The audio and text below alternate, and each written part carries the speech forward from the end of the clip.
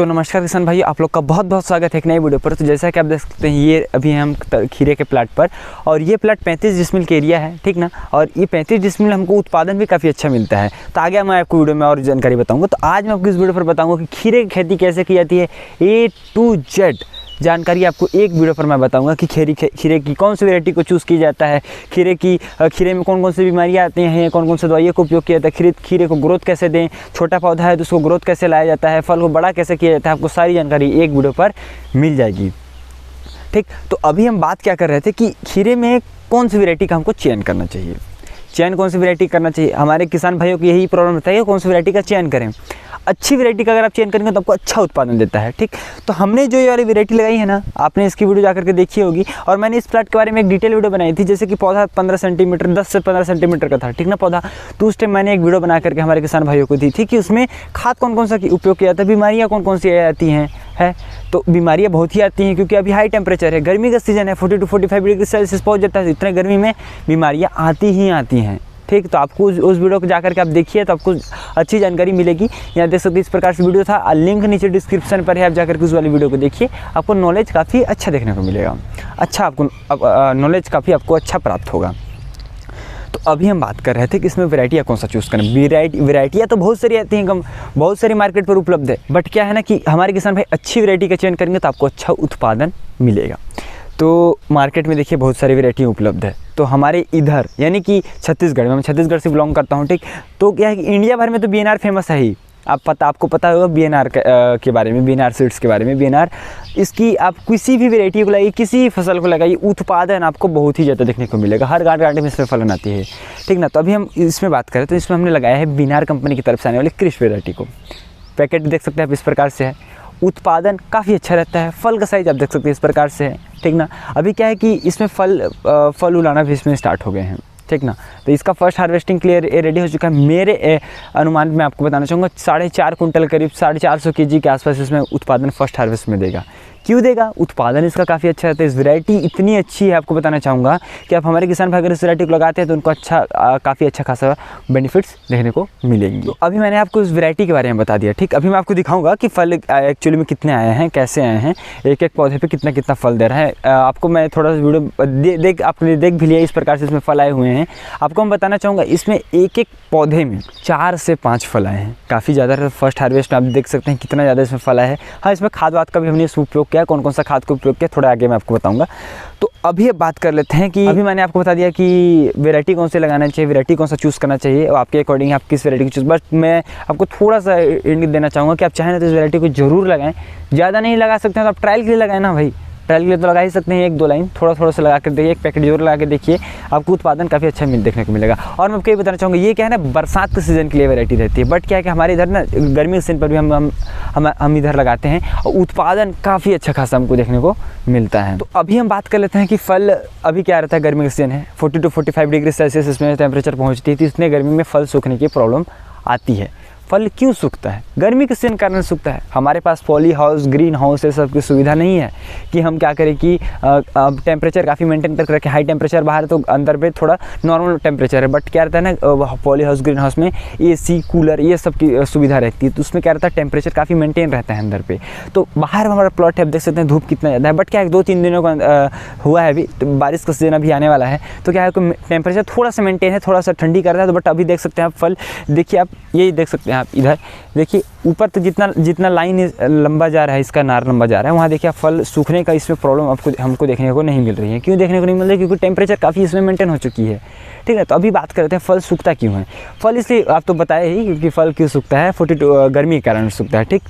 तो इसके लिए मिनिमम टेम्परेचर कितनी रहती है कि फल हमारा अच्छा है, मैक्सिमम टेम्परेचर कितनी रहती है। मिनिमम टेम्परेचर आपको बताना चाहूँगा 20 डिग्री रहती है, ठीक। खीरे के लिए 20 डिग्री काफ़ी बेस्ट रहती है। ठंडी के सीजन पर भी काफ़ी अच्छा होता है। हमने एक वीडियो बनाया था कि और था ज़्यादा टेम्परेचर हो गया, ठंडी पड़ गया था, माइनस में चले जाता था उस टाइम।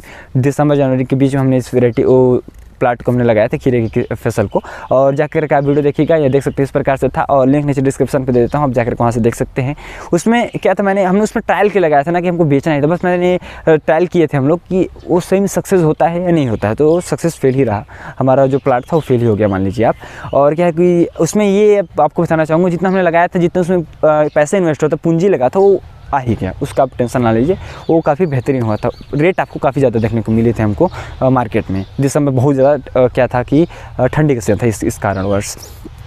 तो मिनिमम टेम्परेचर आपको मैंने बता दिया कि 20 डिग्री सेल्सियस रहता है, high temperature 25 to 30 degree Celsius, इससे ऊपर ना जाए। तो अभी क्या है 40 डिग्री तो क्रॉस कर रहा है ना भाई, 40 डिग्री क्रॉस करेगा तो हमारा फल सूखेगा ही सूखेगा। आप उसका प्रॉब्लम ना रखें, फल सूखने उखरेगा, बस टेम्परेचर थोड़ा मेंटेन होगा तो ऊपर तक फल आएगा, कोई इशू नहीं है। बट क्या है ना कि टेम्परेचर कितना भी हाई रहे, बट आप देख सकते हैं इतना नीचे, ये देख रहे हैं ना आप, इतना नीचे क्या है कि पत्तियों की संख्या इसमें ज़्यादा दी गई हुई ज़्यादा है, तो इतने में क्या होता है ना कि फल काफ़ी ज़्यादा आते हैं। आपको मैं अभी दिखा दूंगा वीडियो में ही, इस प्रकार से आप देख सकते हैं फल आता है, कोई प्रॉब्लम आपको देखने को नहीं मिलेगी। हाँ, थोड़ा सा डिफरेंस आपको लगेगा कि हाँ थोड़ा ऊपर तक हमारा फल आता है तो काफ़ी ज़्यादा उत्पादन मिलता है, नीचे तक फल आ रहा है तो कम उत्पादन देखने को मिल रही है। तो आपको समझ आ ही गई होगी कि टेम्परेचर कैसे मेंटेन चाहिए, कहाँ तक फल आता है, हाई टेम्परेचर पे कैसा फल आता है। आपको बताया कि नीचे तक फल आता है, कोई इशू इसमें नहीं देखने को नहीं मिलती है। तो अब ये बात करते हैं इसमें बीमारियाँ कौन कौन सी लगती हैं। गर्मी के सीजन हाई टेम्परेचर में 2 बीमारियाँ आपको बहुत ही ज़्यादा परेशान करेंगी। बताऊँ कौन कौन सी बीमारियाँ? तो 2 बीमारियाँ आपको बहुत ही ज़्यादा परेशान करेंगी। कौन कौन सी बीमारी है? पहला हो गया वाइट फ्लाई, ठीक, सफ़ेद मक्खी की प्रॉब्लम। दूसरा है थ्रिप्स, और इसमें बीमारियाँ आपको अटैक करेंगी ही नहीं, ठीक ना। और जो भी टेम्परेचर की वजह से जो भी आती हैं, अभी आपको मैं बताना चाहूँगा, जैसे कि आप देख सकते हैं कहीं कहीं आपको थोड़ा सा पीलापन की प्रॉब्लम आपको देखने को मिल रही होगी प्लांट में, ज़्यादा तो है नहीं, बट आपको बताना चाहूँगा 5% 10% आसपास आपको कहीं हमारे प्लांट जो है उसमें पीलापन की प्रॉब्लम है, ठीक ना। तो क्यों है? ये हाई टेम्परेचर की वजह से है, ठीक। टेम्परेचर तो आपको समझ आ ही गया होगा, मैं इससे पहले आपको टेम्परेचर के बारे में थोड़ी सी जानकारी बताया मैंने। और बताना चाहूँगा इसमें बीमारियाँ आई हैं तो उसमें कौन कौन सी दवाइयों को हमें इसमें उपयोग किया जाता है। पहला हो गया जैसे कि वाइट फ्लाई के लिए इनोवा 20%, सार्प 20%, ये सब का उपयोग कर सकते हैं। 80 रुपये में आपको 4 टंकी मिलता है, आप उसको 4 भाग करिए, 100 लीटर पानी में घोल करके डालिए। एक तरफ से आप दवा छिड़ते जाइएगा, दूसरी तरफ से आपका जो भी परेशानी है, जो भी कीड़ा की प्रॉब्लम आ रही है, वाइट फ्लाई की प्रॉब्लम है, वो ज़मीन पे गिरता जाएगा। बहुत ही जल्दी काम करता है ये इनोवा और सार्प। इसके अलावा आप ज़्यादा एक्सपेंसिव दवा का उपयोग मत करिएगा। मैंने आपको बता दिया कि वाइट फ्लाई के लिए कौन सी दवाइयों का उपयोग किया जाता है। अभी बात कर लेते हैं मोटा कीड़ा और थ्रिप्स के लिए। तो इसमें अभी मोटा कीड़े की समस्या आपको देखने को नहीं मिलेगी, अभी देखने को मिलेगी थ्रिप्स की समस्या इसमें सबसे ज़्यादा देखने को मिलती है। गर्मी से हाई टेम्परेचर रहता है तो हमारे में थ्रिप्स की समस्या आती है। क्यों आती है थ्रिप्स की समस्या? वाइट फ्लाई क्या करती हैं आपको समझा रहा हूँ थोड़ा सा। देखिए यहाँ देखिए वाइट फ्लाई आ जाता है, ठीक। वाइट फ्लाई यहाँ आएगा तो यहाँ से क्या करता है, चूस देता है, ठीक, पत्तियों को। फिर उसके बाद क्या होता है, पत्तियों में आती है थ्रिप्स की प्रॉब्लम, पत्तियाँ सिकुड़ जाती हैं, इसको बोला जाता है थ्रिप्स की प्रॉब्लम, ठीक। इसको हमारी तरफ कुकड़ापन भी बोला जाता है, कि भाषा में भी कुछ और बोला जाता होगा। तो अभी इसके लिए कौन सा दवाई का उपयोग किया जाता है? पीआई कंपनी की तरफ से आने वाली किफन दवा का उपयोग कर। ज़्यादा एक्सपेंसिव दवाई के ऊपर ना जाएँ आप, ज़्यादा एक्सपेंसिव दवा के ऊपर जाएंगे तो आपको ज़्यादा खर्चा बैठेगा अपने प्लाट पर। मैं जो दवाई बताऊँगा आपको, मैं खुद अपने प्लाट पर यूज़ करता हूँ, उसके बाद जाकर के आपको डिटेल वीडियो बताता हूँ। क्यों बताता हूँ? क्योंकि भाई मैं खुद यूज़ करूँगा तभी ना हमारे किसान भाइयों को बताऊँगा, तो उनको अच्छा से अच्छा लाभ देखने को मिलता है। और आपको डिटेल वीडियो चाहिए तो लिंक नीचे डिस्क्रिप्शन पर है। जब इसका पौधा छोटा था तभी हमने इसमें काफ़ी ज़्यादा दवाई का उपयोग किया था, और जाकर के हमारा पौधा आप देख सकते हैं कितना अच्छा ग्रोथ हुआ है, कितना अच्छा उत्पादन दे रहा है हमको। तो अभी क्या था, अभी मैंने आपको दवाइयों के बारे में बता दी। ज़्यादा बीमारियाँ नहीं लगती इसमें, बस थोड़ा सा टेम्परेचर की वजह से थोड़ा सा बीमारियाँ लगती हैं इसमें, थोड़ा सा नहीं तो आप बोल सकते हैं इसको मेंटेन अगर आप अच्छे से नहीं करेंगे ना तो आपका प्लाट जो भी आप खेती की है वो थोड़ा ख़राब हो सकता है। अब मैंने आपको दवाइयों के बारे में बता दिया। अब इसमें खाद कौन कौन सा चलाया जाता है कि हमारा पौधा बढ़िया रहे, ग्रोथ मिले, हथ पौधे में हरापन रहे। देख सकते हैं आप, अभी भी आपको दोपहर का टाइम है, आपको बताना चाहूँगा 12 या 1 बज रहा है, लेकिन तब इसमें पानी चल रहा है, ड्रिप इरिगेशन सिस्टम के साथ लगा हुआ है। मैं आपको हमारे किसान भाई को ये बोलना चाहूँगा, अगर आप लगा रहे हैं किसी फसल खेती कर रहे हैं तो ड्रिप इरिगेशन सिस्टम के साथ ज़रूर जाए। अब ड्रिप इरिगेशन सिस्टम के साथ जाएंगे ना तो आपका में पानी की कमी आपको देखने को नहीं मिलेगी। 70 से 75% तक का प्लस पॉइंट ये रहता है कि पानी की बचत हो जाता है, ठीक।